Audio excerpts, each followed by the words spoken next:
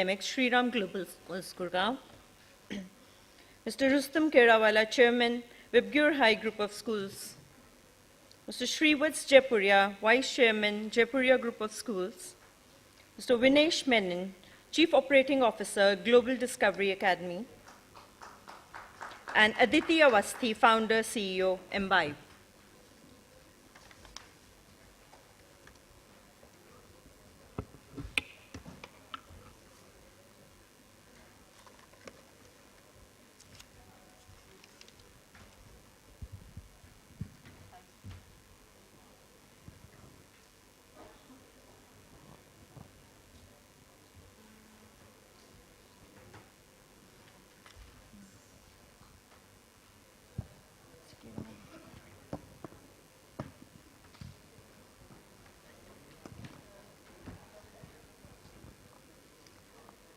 To begin with this session, I'm giving a few briefs about how we proceed with the session.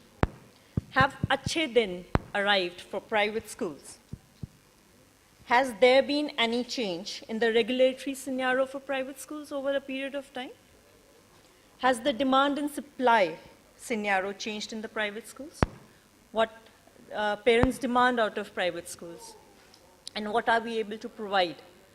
We are going to deliberate on that.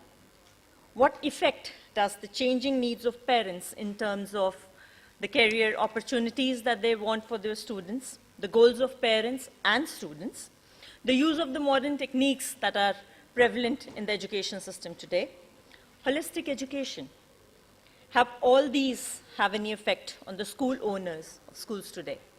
I hand it over to Ms. Bharti to take over the session now. A very good morning to everybody. I think I'm audible? All right, perfect. So I think Seema has given us a brief of this entire session that we are going to have. So to my right and to my left, I have most of the school owners sitting. And, and we all understand that there has been a paradigm shift that has happened in the school scenario. I know of times where schools would start in a rented place or a small place and would grow. There was organic growth which would happen in the schools, and then they would move their own buildings and, you know, bring in facilities one by one. Today, I come from Gurgaon at least. I know that in NCR, schools are a project, when we make the project report, which are between 50 crores to 100 crores, depending on where you exactly are. Any school, new school that's coming up in Gurgaon, NCR, Noida, all these schools, the financial projections are somewhere in this, if it's a, say 5 to 7 acres or anything above that. So the promoters, the CEOs of the school today have sleepless nights when the 10th of the month arrives. I'm talking of a very different perspective from what you've been talking since morning, but that's a fact that we cannot deny. We can talk anything big. We can talk of all idealistic situation, but that is the real scenario. He doesn't let his wife sleep around 10th, from 1st to 10th, and he doesn't sleep. Because the EMIs are so high that are going, investments are very high. Parent today is expecting magic to happen. Yeah?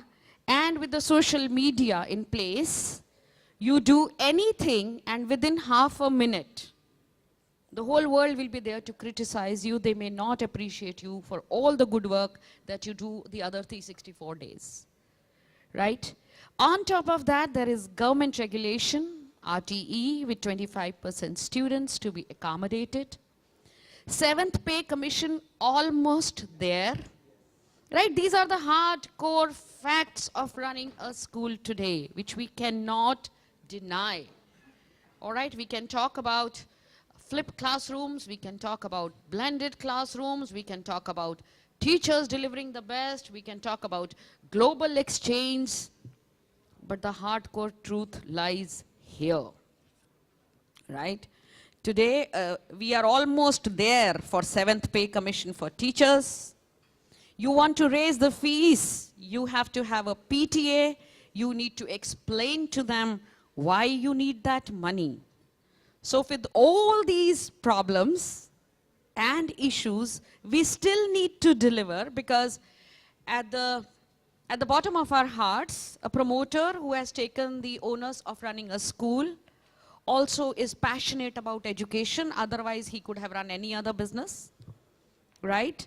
A principal who's sitting there is also passionate about education and children, and so is everybody, so is the parent. Every stakeholder there, all the stakeholders are passionate. So to balance between what I said previously and the passion, let us kind of have a discussion around that. So we'll start with my right, Mr. Menon. What's your comment on how are you balancing all these aspects, financial aspects, right? And delivering quality in your schools? Thank you. I mean, sorry, lady. I think we should have started with you as a lady, but thanks anyways. So, no, so how are we balancing? We're still learning. We're still kind of trying to get this balance going. We have not perfected the art. Just to give a background, we are a 3-year-old institution.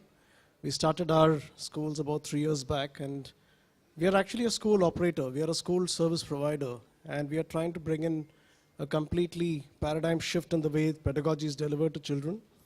And yes, we are tied up. Our business partners are promoters that you've just talked about, and clearly there is a huge amount of balancing act that we need to do. On one side, to give the promoters back what they require as their returns, and on the other side, to really deliver what we are all here to do, which is to really take care of the children and their future. So I think if you ask me how are we balancing it, what we bring to the table really are, we're trying to bring in a very professionalized way of doing these things. So we are all, who are we? We are actually a institution that has been backed by a team of professionals, industry professionals. So we have tried to bring in a certain amount of processes in the manner in which we're trying to run the schools. And that processes have a lot of technology which backs it up. So there's a huge amount of technology that we use to back the entire delivery system in the ground. The fact remains that that this whole, when you talk about the balancing fact, I think at the end of it, if we just have two customers. One is a business partner, and one is the child and the parent. So at the end of it, if you keep the parent and the child as the fulcrum around which we have to operate and work, I think it's not going to be very difficult to do it, but it is slow. So we all have to first of all understand that the school business is a very slow, steady, gradual growing business. It's not something that you can start getting your returns in the first 1 or 2 years. It takes at least 5 to 7 to 10 years to get it. And that is a reality that one has to absorb. On areas like the RTE Act or some of the regulatory areas, yes, I think there's much left to be desired out there. We are hoping that the new government is going to try and make things a little better, especially in areas of the Land Act and the whole NOCs and the other kind of permissions that one requires to start a school.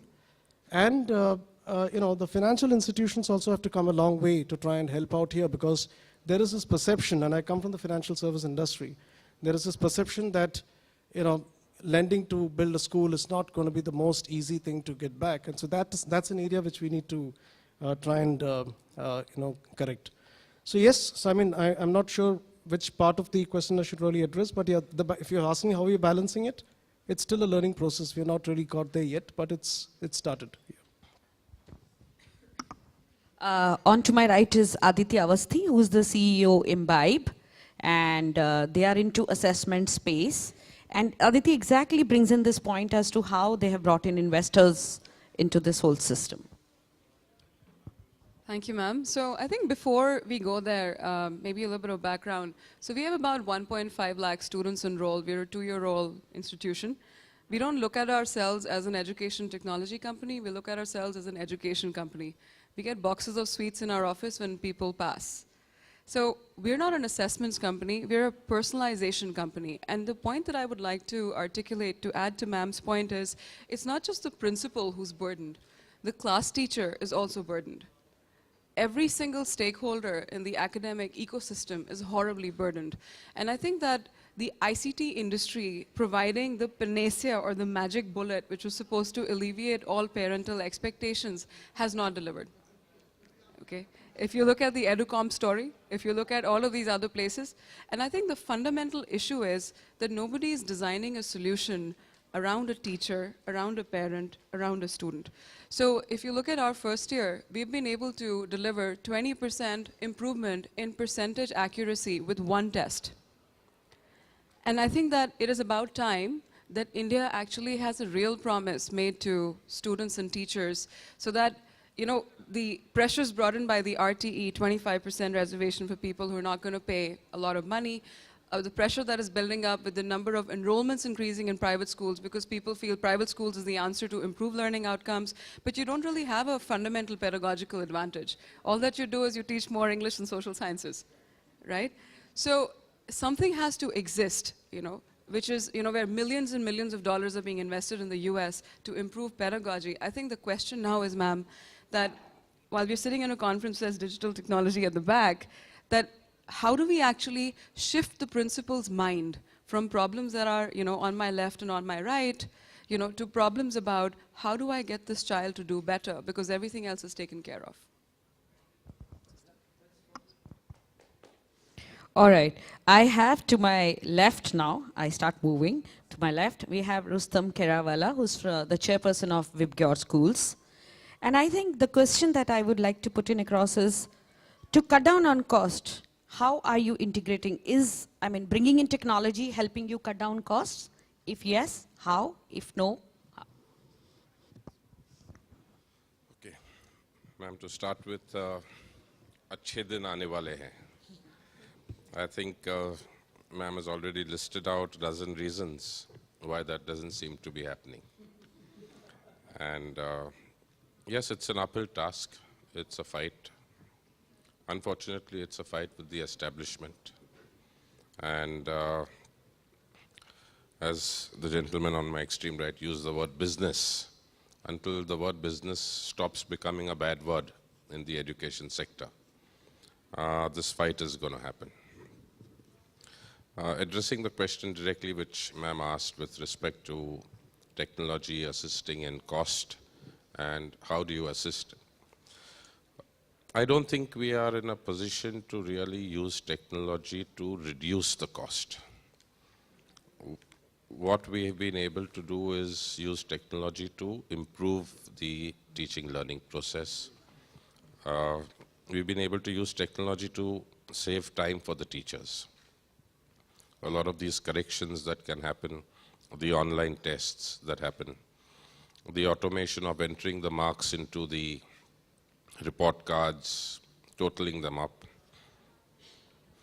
So we've been able to use technology to improve on that efficiency, the time utilized by the teachers into something which is more productive. And yeah, other than that, from a cost perspective, it's not easy. It's not easy, and as ma'am said, between the 1st and the 10th, there would always be sleepless nights, and there are EMIs, and unless you have the students coming in and the numbers coming in, it's not going to happen. And the biggest challenge is that a lot of the principals of individual schools generally come with a higher percentage of the academic mindset. So they don't look at themselves as CEOs of a unit where the academics plays a far smaller role. So most of the time goes into academics rather than managing the unit or heading the unit or looking at cost and all those issues. So that is a challenge where they need to consider themselves as CEOs. They need to understand that various other functions are also part of that unit, whether it's cost cutting, whether it's the HR functions, whether it's the maintenance related issues. And in the past, what used to happen was trustees were involved to a larger extent. So a lot of the administrative and accounts related functions were either taken care of by them, or if they were backed by industrialists, some small section of their office used to take care of that. And the principals could restrict themselves to academics, and somewhere or the other there was a blend.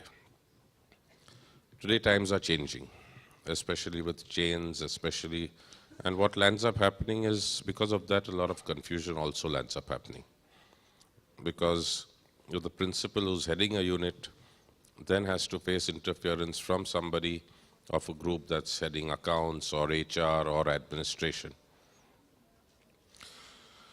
So coming back directly, yes, managing costs is a tightrope, and it would have been far easier if heads of units, principals in this case, focus more towards those areas. I guess that's it from my side. I think Rustam made a very valid point here. Today, this is a challenge everywhere, almost, right? Because I look after schools pan-India. And this is what I've seen. Principals, when we interview them, when we are talking to them, first thing that they put up is, look, my area is academics, and I know nothing beyond that. School is one whole. You can't just fragment it into pieces. I'm doing my doctorate right now, and yesterday evening, rather, I was reading through a research paper. In US, all the states, the state government is investing a lot into principals training. Yeah, that whole study that I was reading yesterday was, I mean, the amount of money, effort, research work. You just can't become a principal because you have in a PGT in another school, or you were the favorite of the vice principal, or your management thinks you are smart enough to attract parents. These are the criteria today for shortlisting a principal, besides everything else. Right? But there is a whole lot of training program that is carried out, which does take care of all aspects, all the areas that a principal needs to be trained in. And they do a lot of interstate, interfederal exchange programs. There are shadow walks for the principals. I think he's brought in a very valid point. I could resonate with the paper which I had read yesterday evening, that yes, there is no, so to say, a BiBAP in our education system. There is a B.Ed for teachers, but there is nothing that qualifies you for being a principal, or there is no hands-on training except for these couple of workshops that are organized by certain organizations. There's nothing that happens for a principal per se. Yeah, so I think that resonates. I'll just come back to you. Yeah. So now we have Shrivats, who's the vice chairperson of Jaipuria Group of Schools. Shrivats, how are you tackling the governance? There is 25% RTE. How are you managing that with the present cost of scenario? Thank you. I think I want to start off from the larger perspective before tackling your particular question. The topic of this panel discussion is our Achhe Din here for school. And I think if you look at that question from two different perspectives, you get two very different answers, and we have to reconcile those. The first is, if you look at India from a demographic perspective, or you look at schools from a market or economics perspective, I definitely think Achhe Din are here for private schools.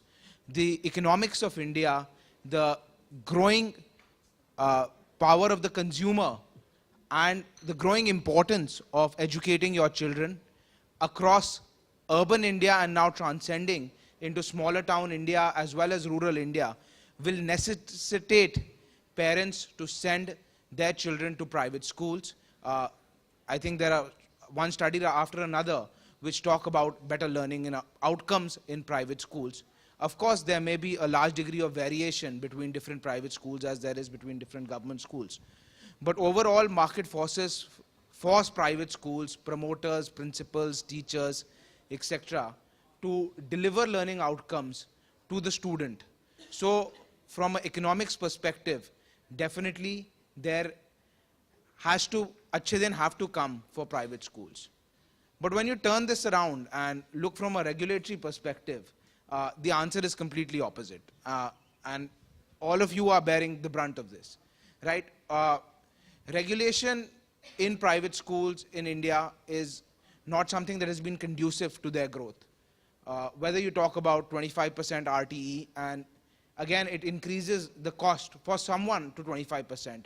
And eventually it will feed back into the system. You may say schools are making too much money, that's why you should have 25%.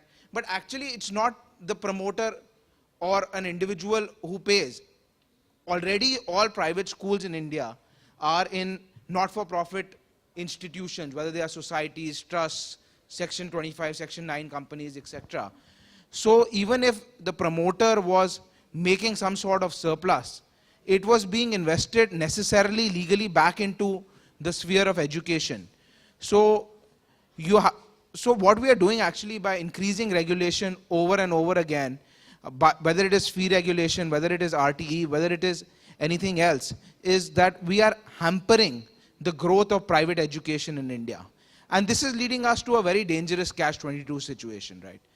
When you think from the government perspective, they feel that we need to protect the consumer, which is the student or the parent. And the consumer doesn't have much choice. The consumer is at an asymmetry as against a private school, because he has to pay whatever the school demands, so on and so forth. Why is this not true for anything else that you buy in the market, right? The government doesn't say that shampoo makers have an asymmetry against you or anything else. The main issue is that there is a perception in India that there is not perfect competition amongst school educators, that students do not have many options, and that's why they need to be protected.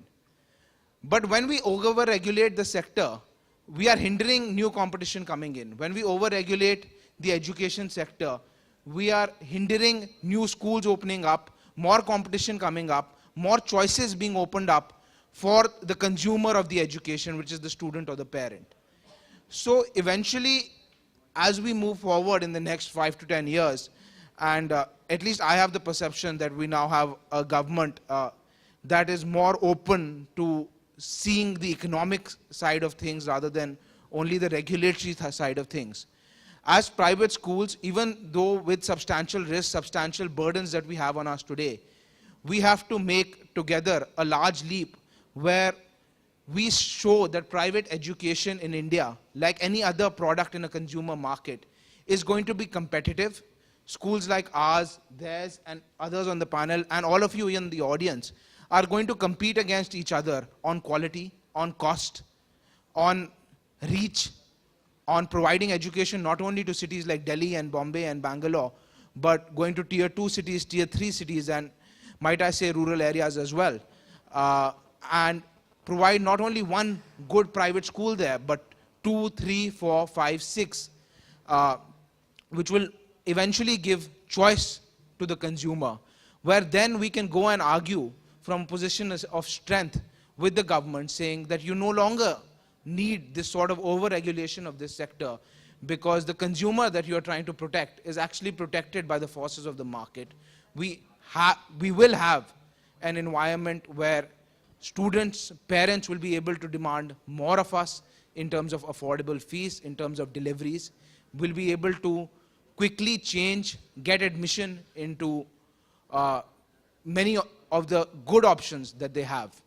And I personally feel that a large part of this change is going to be driven by chain schools because of the economies of scale that they are able to deliver. The chains may be in several formats. They may be in wholly owned schools, they may be in operator schools, they may be in business partner schools, etc., or a combination of them. But eventually, disruptive change of bringing quality education or very high quality education that the Srirams of the world may deliver at, correct me if I'm wrong, 80,000 to 100,000 plus rupees a annum in places like Delhi. I think we are going to see disruptive change where this sort of education is going to be delivered in smaller cities at 25,000 to 40,000 rupees per annum for students. We're going to, chain schools are going to take a lot of the backload of, that single owner schools typically struggle with. Whether it is HR, as he said, whether it is branding of a school, whether it is communication, how you communicate, what are the USPs you communicate, whether it is adapting and using the millions of dollars that have already been spent in the US and in India and in other countries on pedagogical developments. Maybe a person in a single-owned school in a tier 2, tier 3, tier 4 city doesn't have access to it. But as soon as you become part of a chain, whatever the format of your chain may be, we can bring you access to it at a very low or nominal cost.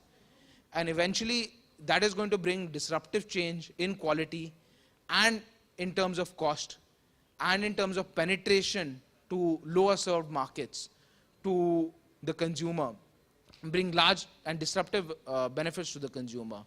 And I think, so the question to begin with was on regulation. So I think rather than worrying about how we are going to deal with it in the short run, because whatever laws are there, we have to follow. There's no question about that. We have to see how we can adapt the education and the schooling industry, where we see it 10 years from now.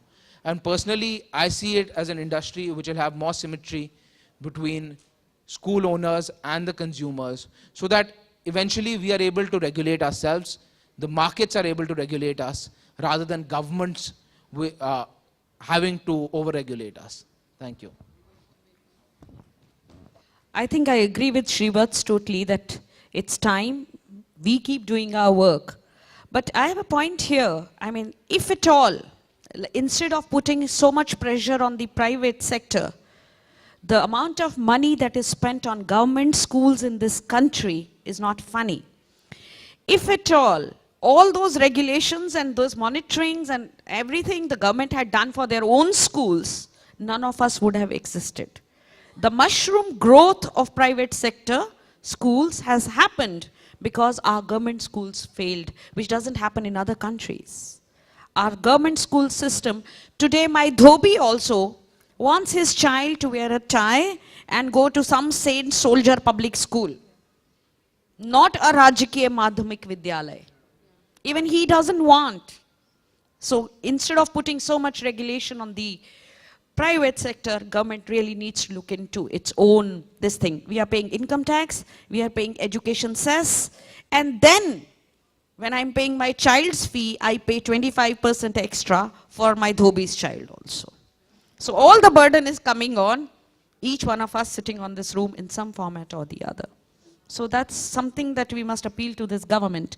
And people on my right have points to make, so yeah, here we go. Okay, great. So a very interesting discussion to my left. I think all points brought up. I just want to raise two more questions to the panel, just corroborating on that. And I think, ma'am, I was reading an article, Montek Singh Ahluwalia actually said that, that you might want to be taking the controversial step of saying, should additional funding be given to private schools and not public sector schools in the next sort of 5-year plans? One thing that I was coming across recently, there was a study, a data-driven study to validate the learning outcome levels between private and public schools and whether they're actually better, centering on the affordable private school model in Andhra Pradesh. And what we realized was that, I didn't conduct the study, it was conducted from the University of California and in India, and they said that, interestingly, private schools spend 32% less time teaching mathematics but achieve the same outcomes.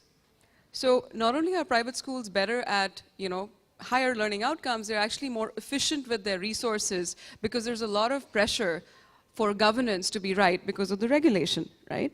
And on the other side, they say public sector schools have both a governance and a pedagogy problem.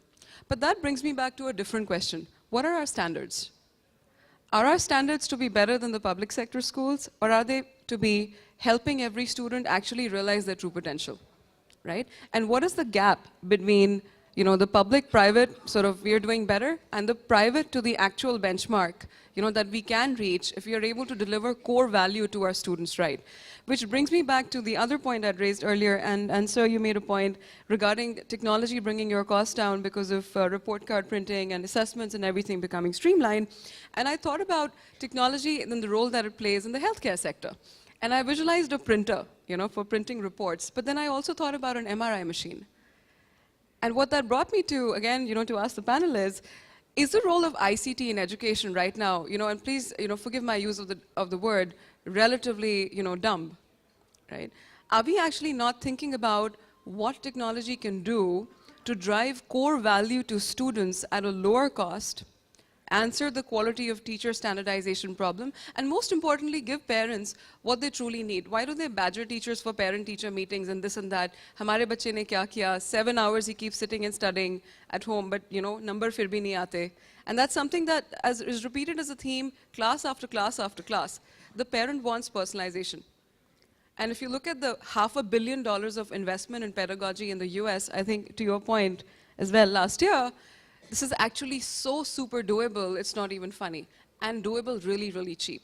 So then the next question is, how do we discover the best resources, right? So I'm picking up a few points from what everybody mentioned. And I specifically, Srivat's made some very interesting points, including how we can take it to tier 1 and tier 2 and the other cities. And of course, you, sir, had mentioned about technology reducing cost. And so there are a couple of experiences that I want to share, given the fact that we've just started our journey. And there are a few things that we're doing. Now, we as a chain are not even focusing on the metros. We are starting to come out at schools mostly in the tier 1, tier 2, and tier 3 cities. And recently, now we've got 2 schools in Punjab, one in a place called Rampura Phool. It's about 30 to 40 kilometers from Bathinda. A very small place, about 4 lakh population, and there are a lot of nearby villages from where there is money there. The parents want the children to get the best education, there is money, but there are no schools. We recently, and we are about to venture into the new academic season, and we just conducted a multiple intelligence seminar for the town there. And we talked about the dominant strengths of children, the fact that a child is not to be measured just by the typical intelligent quotient, but you've got multiple different intelligences. And this seminar became such a big hit with the local parents. So close to about 150 odd parents had come and attended the seminar, and they were absolutely stunned with the whole concept of multiple intelligence, the fact that a child has various trajectories that they can follow. And this, it's a validation of the fact that there is a huge, huge amount of opportunity that exists in these places. So that's one.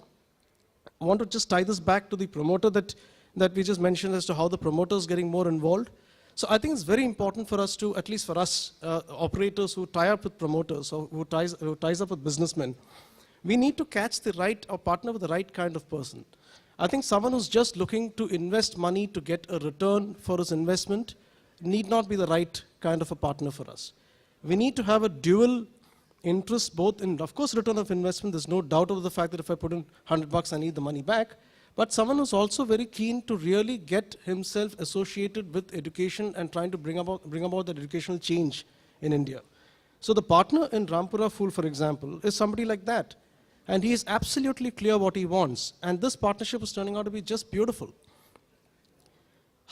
So this multiple intelligence that I just talked about is now getting into what is called, the plank on which we ride on, which is called Roadmap to My Dreams. What we are attempting to do out here is to digitize the behavioral pattern of every child right from the time they enter the school. So, the teachers who are supposed to be in the classrooms, we're trying to do a lot of disruptive innovations and ideas. We have compulsorily our teacher hiring profile or the teacher hiring filters warrants that a teacher has an Android phone, warrants that the teacher carries the phone into the class, as against perhaps what is being mostly said that you shouldn't be carrying your phone into the class and you should leave it out. Sorry? I'm not sure if CBSE regulates that you should not carry, but what we try and do is we cut. So this is what we're trying to do. Oops, I think I mentioned a few things which I should not have, but I'll look into it. But what we're trying to do is we are eliminating all the other applications, but there is one internal application that we have designed. It's called the Continuous Evaluation app.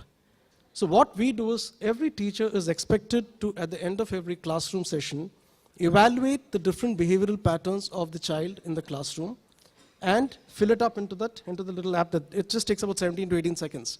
So they observe a child who's, let's say, playing with the fingers, or they observe a child who's just looking up and not saying much. They observe a child who's, perhaps whistling or showing musical interest. And this digitization is what we are starting to capture so that going forward, we can create a trajectory that is suited to that particular child. Although the end result remains the same, the person has to have fun at learning and go towards the 10th and 12th standard exams with a lot of fun. But I'm only trying to say that these are areas which technology is starting to help us in. That's number one. I think technology is also absolutely important in areas which are related to safety, especially the kind of things that are happening in recent times. The GPS, inside buses, the RFIDs that are required to understand exactly where the child is going. And these are areas which are absolutely non-negotiable now. So I think these areas, and we have started doing these things, and it has started to help us. It's too early days for us, but we're starting to see the kind of returns that we're getting, both in terms of emotional value from parents, as well as in terms of the returns. And this particular town, Shivats, the fee structure is about 32,000. So we are actually starting to do these things, and I think it just requires all of us to be on the same path to try and take this forward. Just thought I'll share that. All right. I haven't heard any bell, so I'm assuming we are well in time.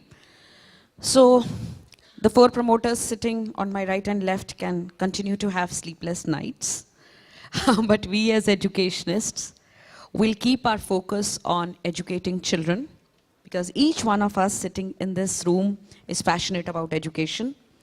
Our core area, our core focus is the learning outcomes. We are wanting a win-win situation for ourselves, for our teachers, for our children, for our parents, and for our community at large. So each one of us will keep taking steps ahead for that. In spite of all the government regulations, 7th Pay Commission, fee cannot be raised beyond 10% without the PTA. With all these things, each one of us is so passionate about education that we'll struggle with all those things and will still ensure that the child that we make at the end of the day is a great child. Yeah? And I think today, there was a time when principals loved to work in silos. They were the queens of their own empire, and there was no sharing happening. Today, we, as Shrivat said, we have changed schools everywhere. I originally come from Ryan International with 150 schools. I'm one of their founder principals. So we knew how much we had to struggle to make our school, make that chain. I joined them at a point when people didn't even know that name. They would call it Rian or something. Any vague name. So this was in 90s when I joined them, early 90s. But today I think, if everybody has heard the story of, have you all seen a monkey? Weird question, but I would like to ask. Yeah? And you have seen a peacock. I would say the earlier principles were like peacock. All right? They would dance only when the rain would come. They would not share anything. They just didn't want to be, kind of anybody else. They wanted to keep everything next to their chest. Today, the principals need to be like monkeys, right? Cut, copy, paste, no time to waste, ape whatever is a good practice at any other place. So a lot of sharing platforms like this, kyunki jungle mein mor nacha kisne dekha, right? So we all need to learn from each other. There's so much learning since, as I said, I was really surprised the kind of funding that comes in USA for principals training. No principal, nobody can become a principal without undergoing that kind of training unless our country wakes up to this cause.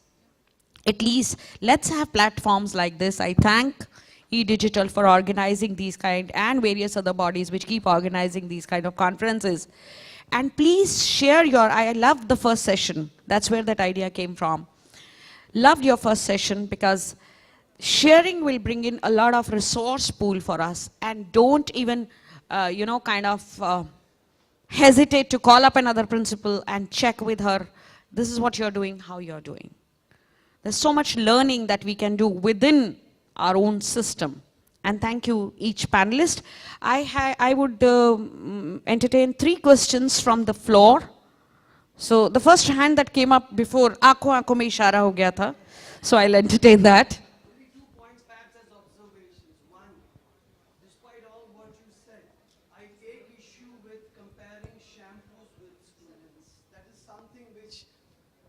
Whichever way we use it as a metaphor.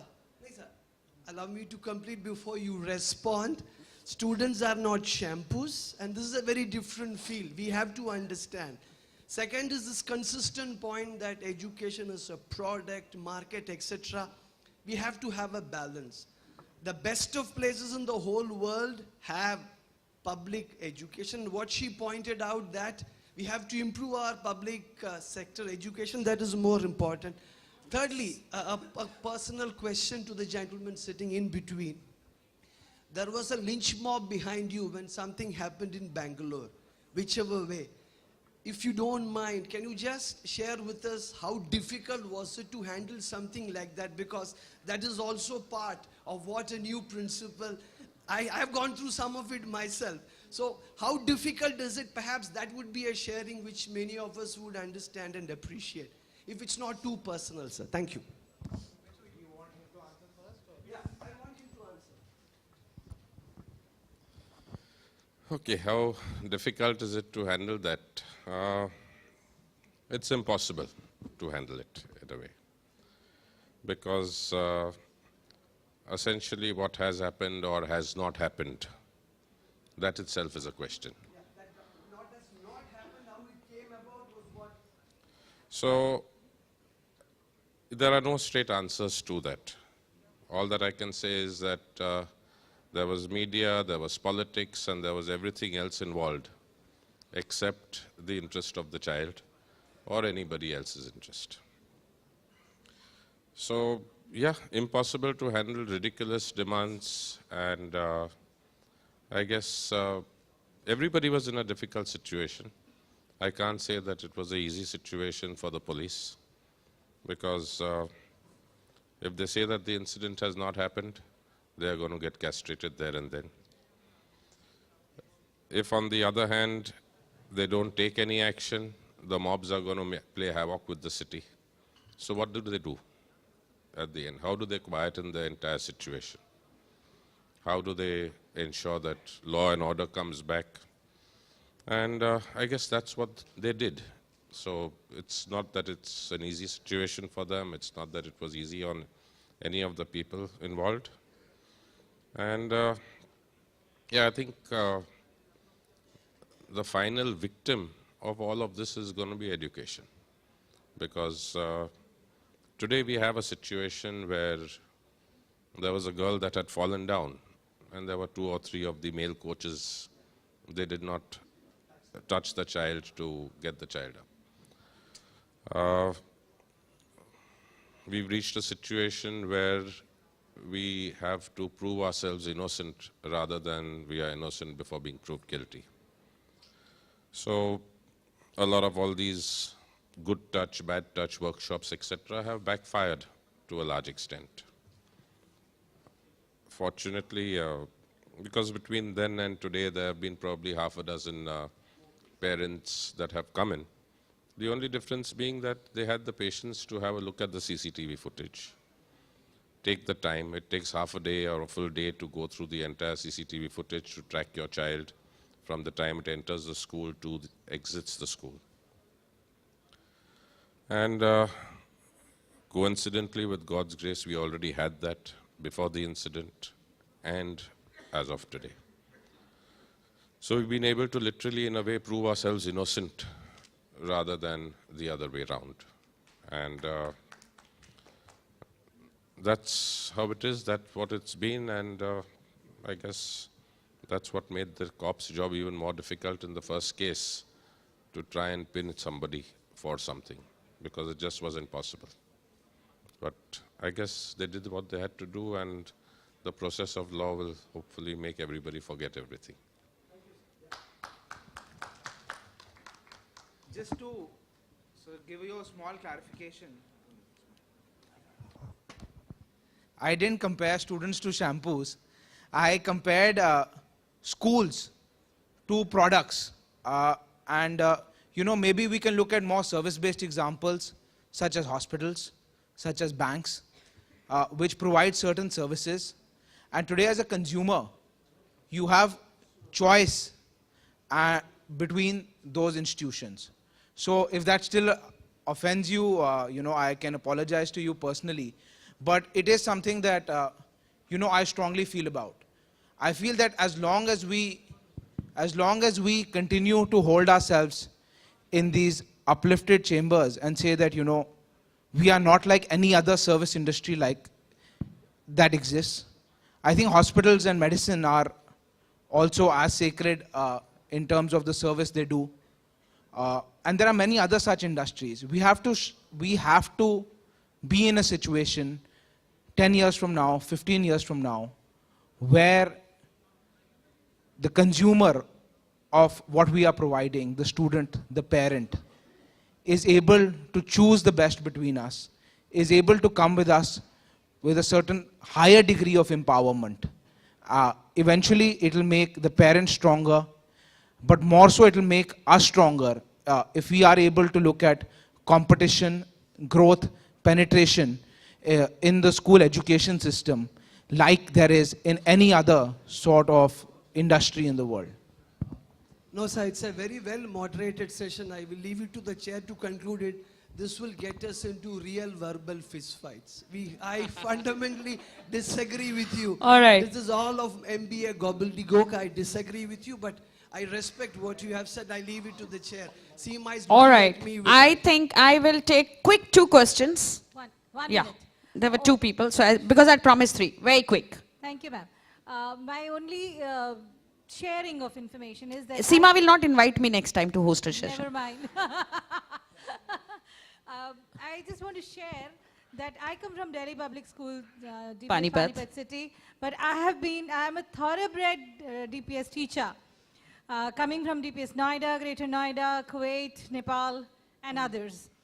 What I want to say here is that DPS Society has formed its own HRD center, where we are training our teachers, our principals, newer principals, being trained by the older principals. Yeah, I know, I'm and- aware of that, and I know who's heading it also, but there are Yes, very but few. I I mean, guess what I is want to DPS? share- 150, 200 schools? We are a big country.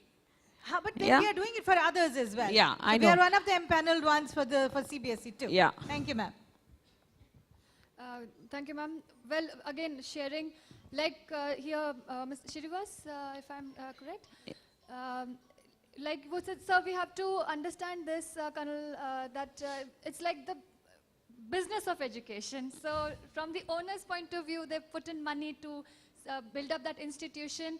As a principal, I'm an academic at heart, into academics. So like you said, Not ma'am, that the promoter is not. Otherwise, he won't pump his in money. debatable. Because see, somewhere like for me, as a principal, the heart is in getting this education done. Right. And when the parents, the fee, but the fees also lies on your head, that the fees don't come, then you are accountable for that. So your role. So ma'am, when you said that the principal is not just for academics, she has to look at other areas also. Yeah. But then how much liberty is given to her? How much her hands are tied at certain places? Accountability is hers, definitely. When the axe falls, it is her head that is going to roll. But the working, that Okay. becomes I would say, because I have been in this role, so I'm not even, it's only very recently, from last 8 years, I'm not in this role.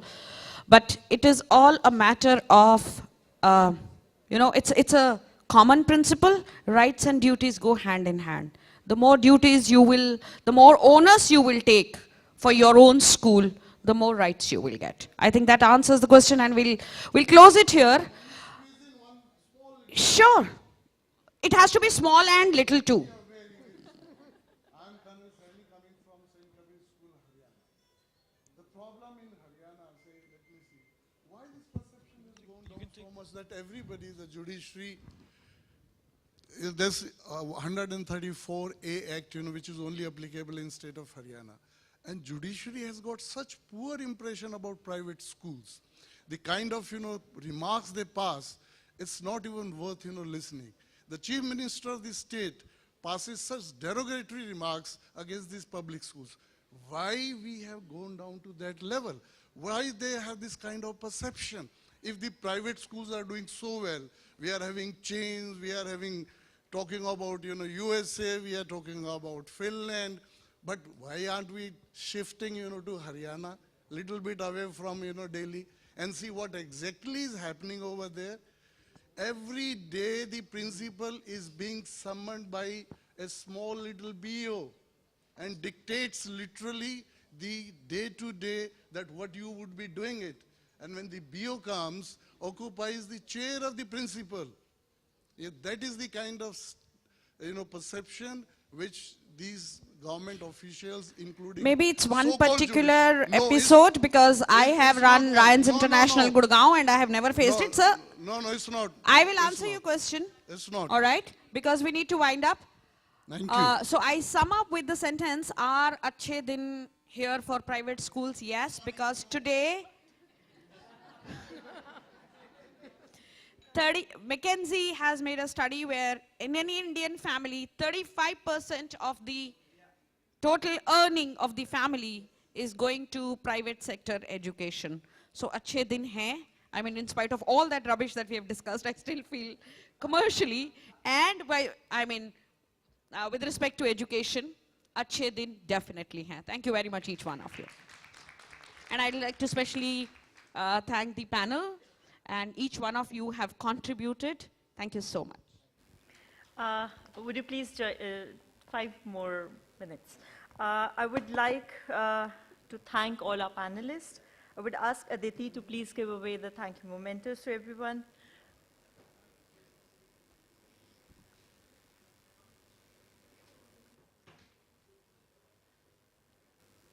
To Mr. Rustam Kerawala.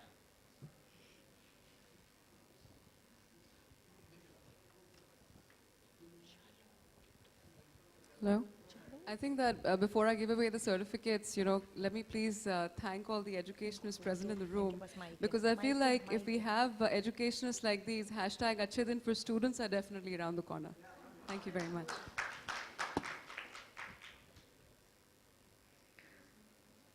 Mr. Rustam Kerawala, Chairman, Vibgyor High, who's flown away from Mumbai for this.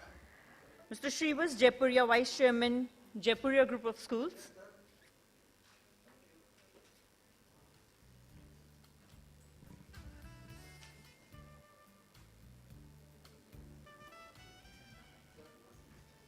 Mr. Vinesh Menon, Chief Operating Officer, Global Discovery Academy Group of Schools.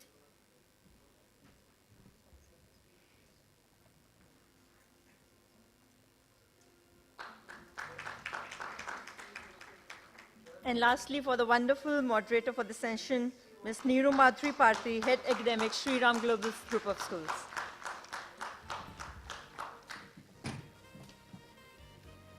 We thank you all for your presence with us and for those wonderful deliberations.